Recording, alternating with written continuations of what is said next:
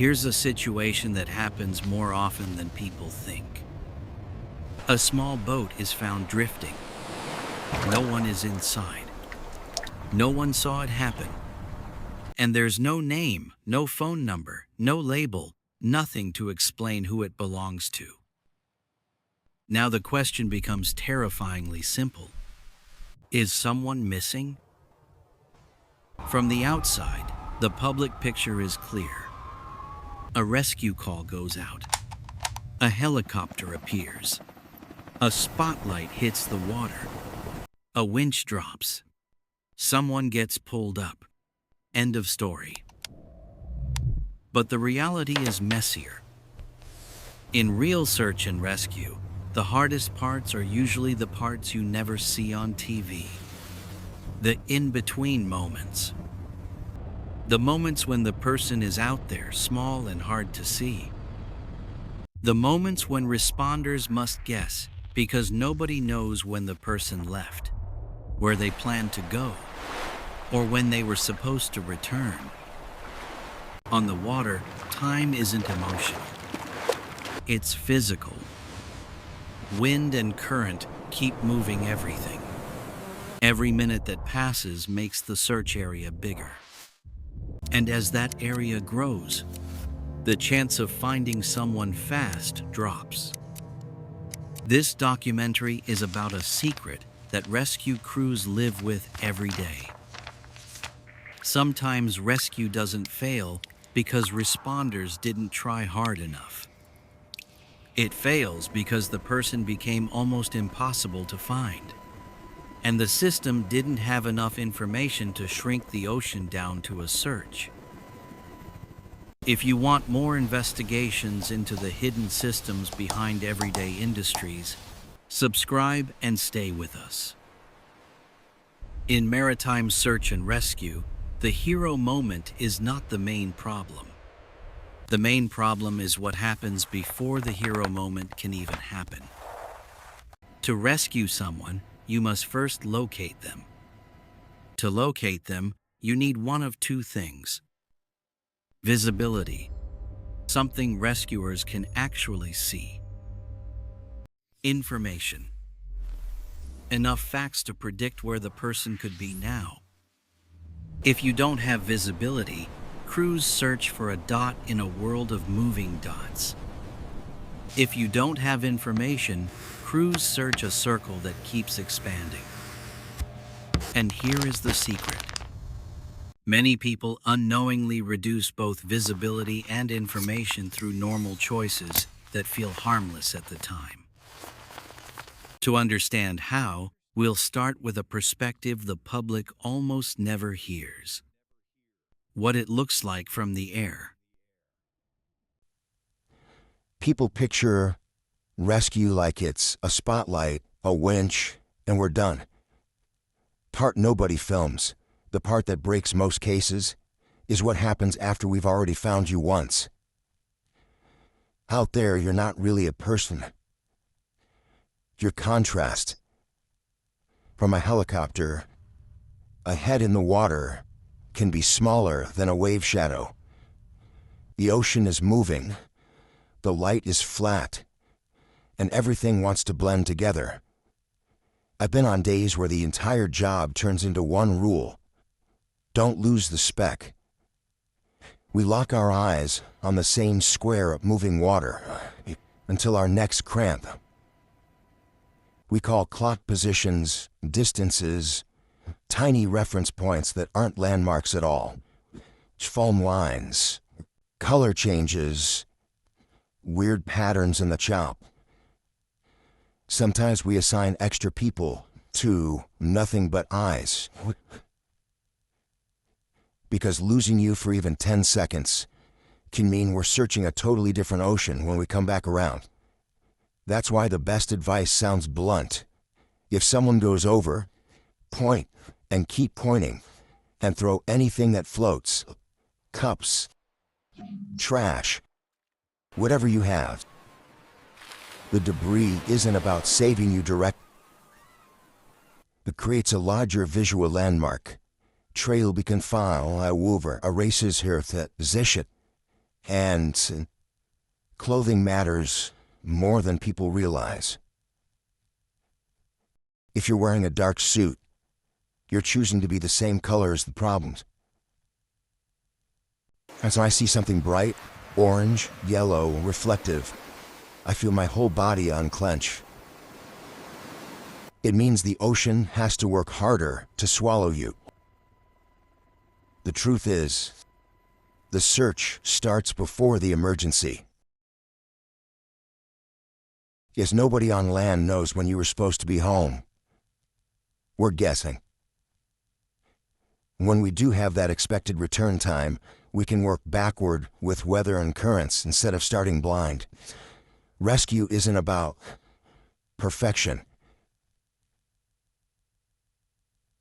It's about visibility. Before, during, and after the moment everything goes wrong. Ray says it clearly. Out there, you're not really a person, you're contrast. That is the first shock for most people. We want to believe that modern rescue means modern sensors. And yes, technology helps. Radios, GPS, distress beacons, radar, and more can make a huge difference. But the uncomfortable truth is that the final step often comes down to a human crew trying to visually confirm a person in the water. Why does that matter? Because the ocean doesn't behave like land. On land, a person is a vertical shape. You can often see them against a stable background. On the ocean, the background is always moving. The light changes. The water reflects the sky. Waves hide and reveal. Even when a helicopter is nearby, a person's head can be smaller than the pattern of the chop. That leads to a second uncomfortable truth. Spotting someone once is not the same as saving them. Aircraft have to move. Boats have to reposition. Helicopters turn. In those turns, the water looks different. Losing sight of a person for a few seconds can force crews to re-find the person again, like the search restarts. That's why Ray talks about pointing, calling bearings, and throwing floating items. It's not random.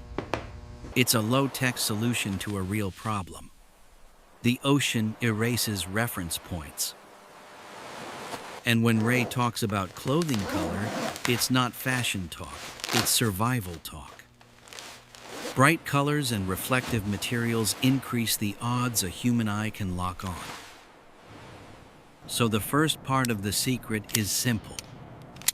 Rescue is often limited by visibility, not effort. But there's another problem that can start a mission even when there's no visible person at all. The empty craft. A drifting kayak creates a crisis without a witness. It can mean nothing. A prank. A lost piece of gear. A tied-up boat that broke loose. Or it can mean something terrible.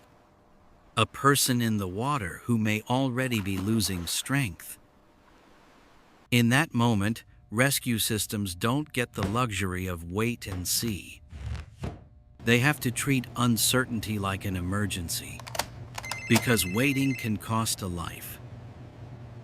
That's where the machinery behind search and rescue becomes visible.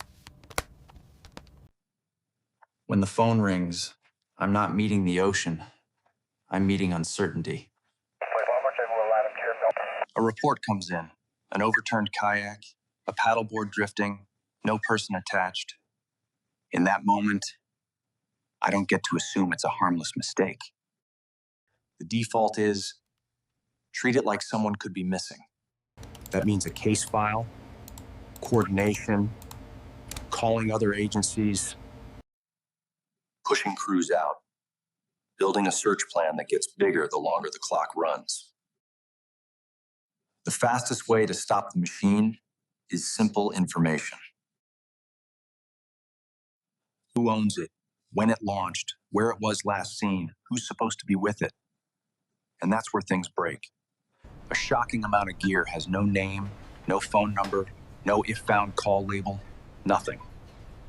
So I'm chasing marinas, scanning reports, trying to match a piece of plastic on the water to a human on land. Every minute we can't identify it, the response grows. I'm not angry at the ocean. I'm angry at how preventable the ambiguity is. Drew is describing something most people never consider. Search and rescue is not just rescue. It's decision-making under uncertainty. When responders find an empty craft, they must answer. Do we launch a search? The safe answer is usually yes, because the cost of being wrong is enormous. If there is a person missing, delays reduce survival chances. But launching a search has real costs too. Aircraft hours, boat hours, fuel and maintenance, people pulled from other tasks, risk to crews operating in dangerous conditions. Here's what turns a small mystery into a big operation. Lack of identification and lack of timeline. If a kayak has a clear label name, phone number, if found call, then the case can shrink quickly. Someone can confirm, yes, that's mine, it broke loose. Or no, that's not mine. Or my friend went out and hasn't come back. But without that information, the system must assume the worst. That's the second part of the secret. Rescue systems burn huge resources compensating for missing low-cost information.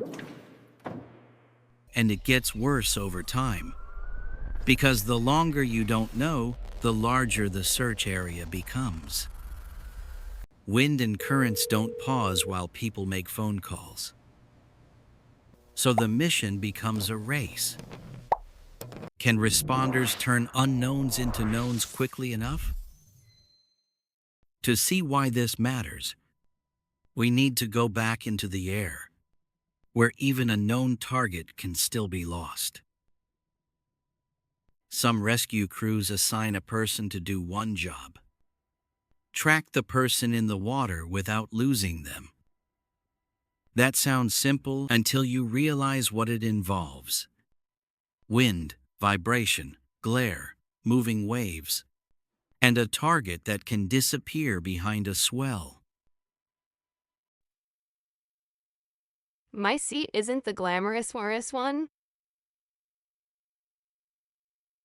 It's the one where you brace your body, fight the vibration, and stare until your eyes hurt. I've had moments where I'm yelling bearings and clock positions, because the hardest part isn't getting there. It's keeping a moving target in sight long enough for the rest of the crew to execute. And the ocean doesn't hold still for you. My job on some cases is simple and brutal. Don't blink. I'm strapped in at the door with wind and vibration and spray, and once we spot the person, I become a human tripod. I point, I call it, I keep calling it. I'll shout 2 o'clock low until my voice goes thin, because the second the aircraft turns, the angle shifts and the water looks brand new. There's this moment that happens a lot. You're sure you're looking at them. And then the swell stands up and you're not sure anymore. It's not panic. Exactly. It's this tight and cold focus where you start narrating everything you see so you can keep the thread. I've watched a bright life jacket stay visible through chalk that would erase a dark one. I've watched blue and black disappear like someone turned a dial. I know people buy what looks good, but from my seat, Looks good isn't a category. Can I keep you in sight is the category. Elena says something that should be printed on every aisle of water sports gear. From her seat, looks good isn't a category. But in consumer culture, looks good often is the category. Think about what's common. Dark wetsuits, blue swimwear, black jackets, sleek, low-profile life vests. Minimal labeling because it ruins the look. None of these choices feel like danger. They feel normal. They feel stylish. They feel like part of the water aesthetic. And that's exactly why this problem persists. It's not a rare mistake. It's a repeated pattern. When enough people buy dark gear, stores stock more dark gear. When stores stock more dark gear becomes the default. When something is default, people assume it's fine.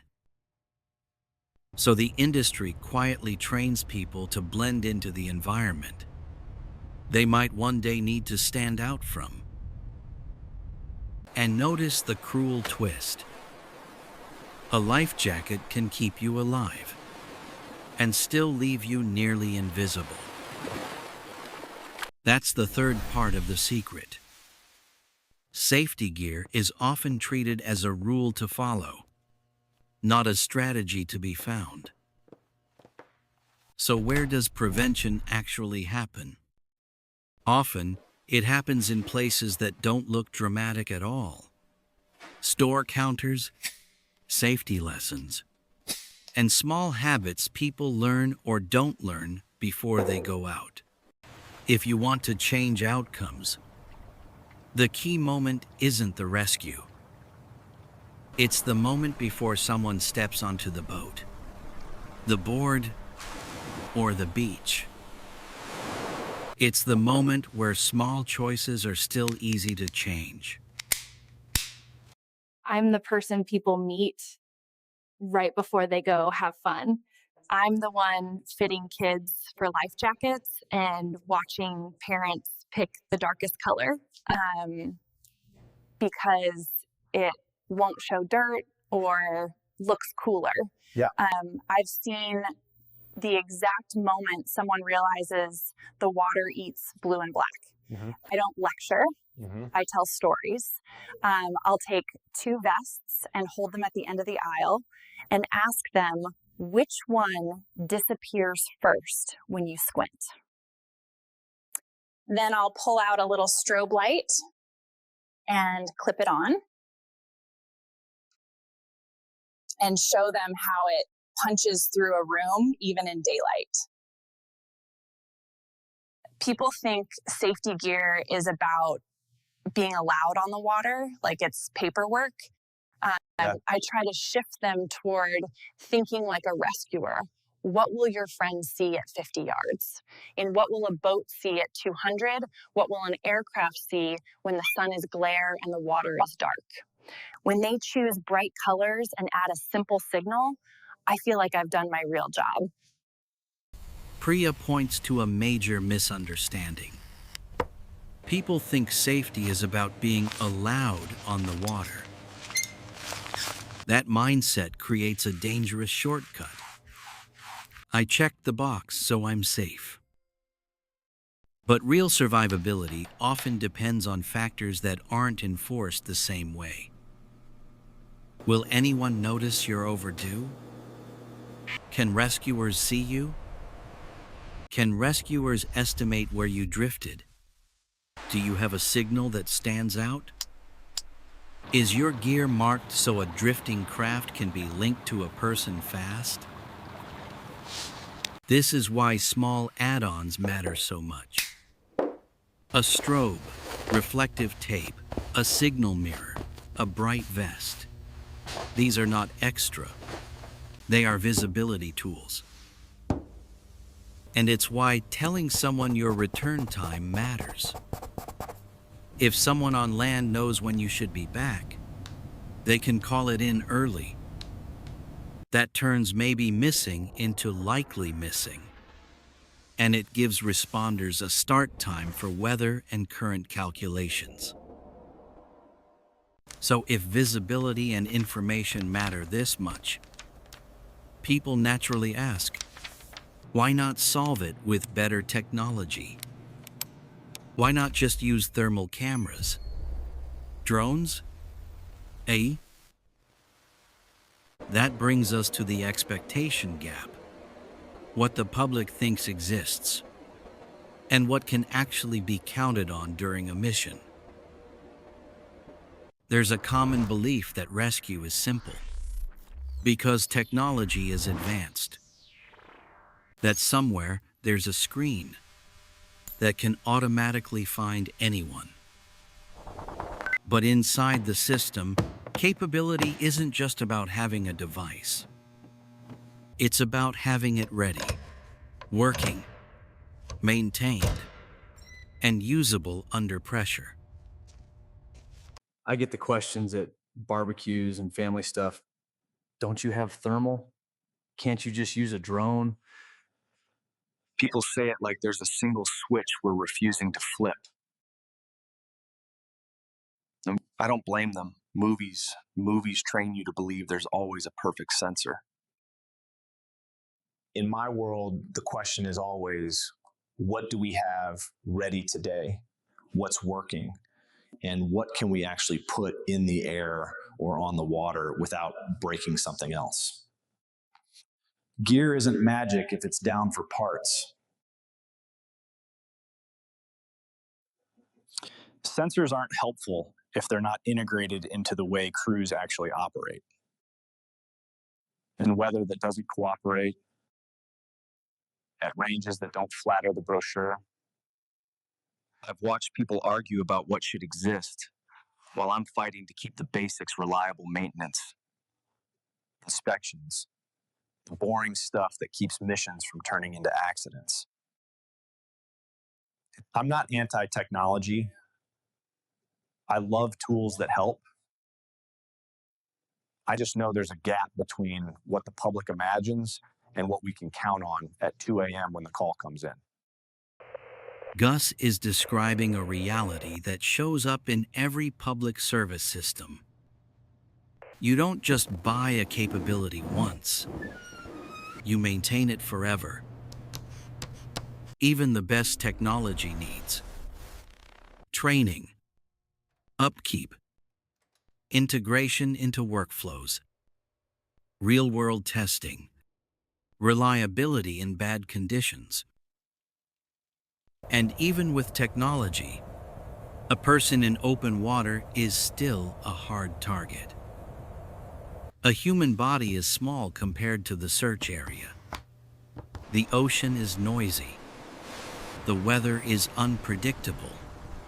The sea doesn't behave like a clean, controlled environment. So technology can improve outcomes, but it can't erase the basic truth. Search and rescue will always depend on visibility and information. Which brings us to the industry secret hiding in plain sight. Here is what insiders understand, and what the public often doesn't. Rescue outcomes often depend on preventable details. Details the public is not trained to prioritize. The system fails in predictable ways. People go out without telling anyone when they'll be back. Gear is unlabeled, so a drifting craft becomes a missing person case with no identity. People wear colors that disappear against water. People treat having safety gear as the same thing as being easy to find. These choices don't feel dramatic. That's why they are dangerous. They feel like everyday normal behavior.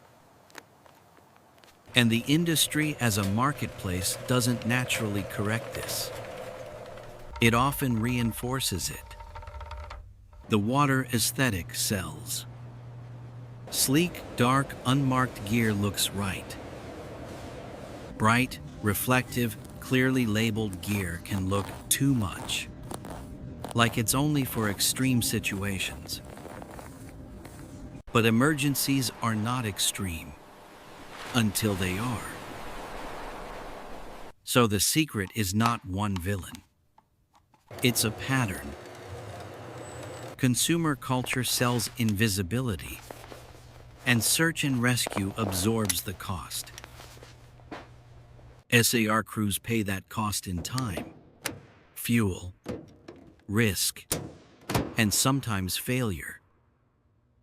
And the person in the water pays it in the one currency they cannot replace: minutes.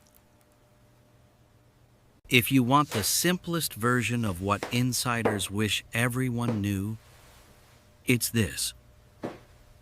Tell someone on land when you expect to be back. Mark your gear so it can be traced quickly. Choose visibility on purpose. Bright colors, reflective strips, signaling tools. If someone goes overboard, point, keep pointing, and throw floating items to make a trail.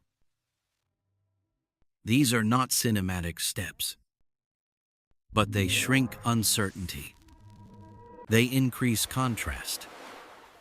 They turn ocean into search area. And in rescue, shrinking the search area is everything. We love stories where rescue looks effortless. A helicopter appears like a guarantee. But the people inside this system don't see guarantees. They see probabilities.